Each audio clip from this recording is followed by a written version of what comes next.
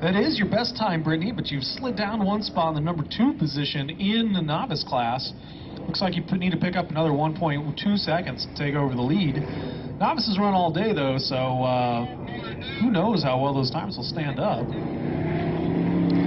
Mike Brunson's next to finish with a 59.950. 59.950 for Mike.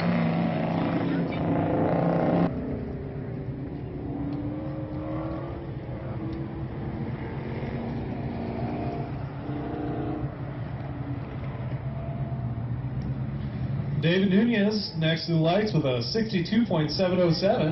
62.707, but a DNF out there for David.